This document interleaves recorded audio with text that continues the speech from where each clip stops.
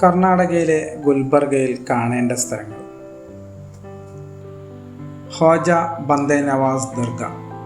ചിസ്തി ആത്മീയ സരണിയിലെ പ്രമുഖനായ സൂഫി വര്യനായ ഖ്വാജ ബന്ദേ നവാസ് എന്നറിയപ്പെടുന്ന സയ്യിദ് ഹസ്രത്ത് മുഹമ്മദ് ഹുസൈനി റളിയല്ലാഹു അൻഹുയുടെ ഖബറിടമാണ് ഗുൽബർഗ ദർഗ എന്നറിയപ്പെടുന്ന ഇത്.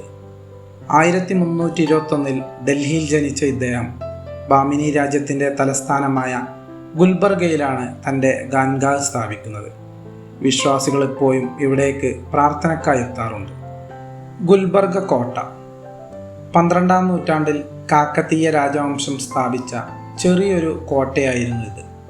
1347 അലാവുദ്ദീൻ ഹസൻ ബഹ്മാൻ ഷാ ഡൽഹി സുൽത്താനേറ്റിൽ നിന്നും വേർപെട്ട് സ്വാതന്ത്ര്യം പ്രഖ്യാപിച്ച് ബാമിനി രാജവംശം സ്ഥാപിക്കുമ്പോൾ ഗുൽബർഗയെ അതിൻ്റെ തലസ്ഥാനമാക്കുകയും കോട്ടയെ നവീകരിക്കുകയും ചെയ്തു. തലസ്ഥാനം 1425 ബിദാറിലേക്ക് മാറ്റി സ്ഥാപിക്കുന്നതുവരെ ഈ കോട്ടയിലിരുന്നാണ് ബാമിനി രാജാക്കന്മാർ ഭരണം നടത്തിയിരുന്നത്. ജാമി മസ്ജിദ്. ഗുൽബർഗ കോട്ടയുടെ കോംപ്ലക്സിൻ്റെ ഉള്ളിൽ തന്നെയുള്ള പ്രധാനപ്പെട്ട ആകർഷണമാണ് ഈ ജാമി മസ്ജിദ്. 1367 ബാമിനി രാജാവായ മുഹമ്മദ് ഷാ ഒന്നാമൻ്റെ ഭരണകാലത്താണ് റഫി എന്ന പേർഷ്യൻ ശില്പി ഈ മസ്ജിദ് നിർമ്മിച്ചത്. ഈ മസ്ജിദിന് സ്പെയിനിലെ പ്രസിദ്ധമായ കോർഡോബോ ഗ്രേറ്റ് മസ്ജിദുമായി വളരെയധികം സാമ്യമുണ്ട്. ഇന്ത്യയിലെ മിക്ക പരമ്പരാഗത പള്ളികൾക്കും നടുവിൽ തുറസായ മുറ്റങ്ങൾ ഉണ്ടാകാറുണ്ട്. എന്നാൽ ഗുൽബർഗയിലെ ഈ ജാമി മസ്ജിദ് പൂർണ്ണമായും മേൽക്കൂരയാൽ മൂടപ്പെട്ടതാണ്.